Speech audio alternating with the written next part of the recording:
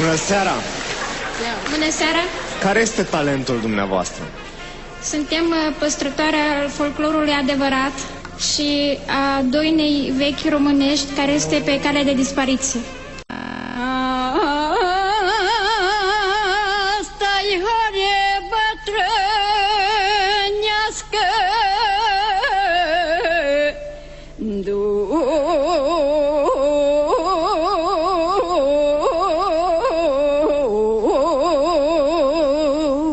nu-i copilă să horească și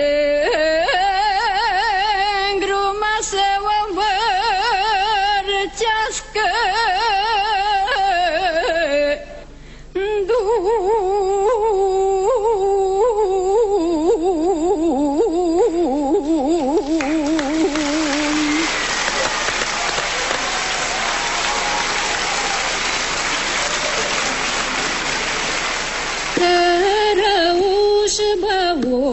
Tajin, e mânaska iașălim, da mânaska mai care, ai lai lai lai lai lai la, să ajună șemăsta cu sare, ai la da da la da da da la, cărăuș băutațin, e mânaska iașălin, ai la mânaska mai tare, ai la da da da da da da la, să ajungem în sacu sare, ai la da da la da da la. Mulțumim! Dragile noastre, ne bucurăm foarte mult că ne-ați arătat acest obicei de nuntă, cred că este unul dintre cele mai frumoase. Mă bucur foarte mult că ați venit să ne arătați această mică parte din folclorul nostru. Și noi suntem îndrăgostite de vocea dumneavoastră atunci când cântați muzică populară. Mulțumesc din suflet, mulțumesc! Eu zic că în epoca asta în care totul înseamnă megabits, Wi-Fi, electro, avem nevoie de un moment din ăsta. Vocea voastră sună cu adevărat special, adică nu mi-a fost dat să aud până acum asemenea interpretare.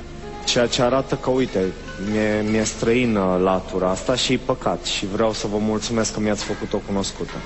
Eu vă spun da din toată inima. Vă mulțumesc! Răspunsul meu este da, cu admirație. Andy. Susțin total demersul celor două doamne. Da. Felicitări, mergeți în etapa următoare. Doamne ajută! Doamne ajută! A fost extraordinare. Foarte bine, dar eu supărată când bătrână și aș vrea să fiu mai tânără să pot și înainta. Dar așa nu știu cât voi putea merge mai departe. Revenim în culise, ne scuturăm o țâră și ca în basmele din popor ne întâlnim cu o măicuță bătrână și a ei fiică bună. Bună seara! Bună seara! Faceți? Ați venit pe la noi. Da, am venit să văd și orașul. Că și să luați marele premiu. Mă numesc Zenuța Purja, din județul Bistrița Năsăud.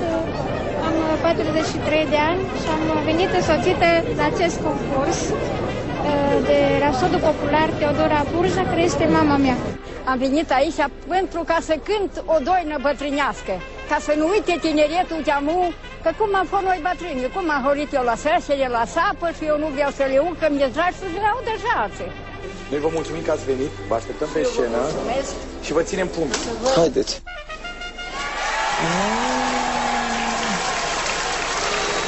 Bună seara! Bună seara!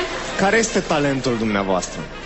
Suntem păstrătoarea folclorului adevărat și a doinei vechi românești care este pe cale de dispariție. No, asta e foarte bine.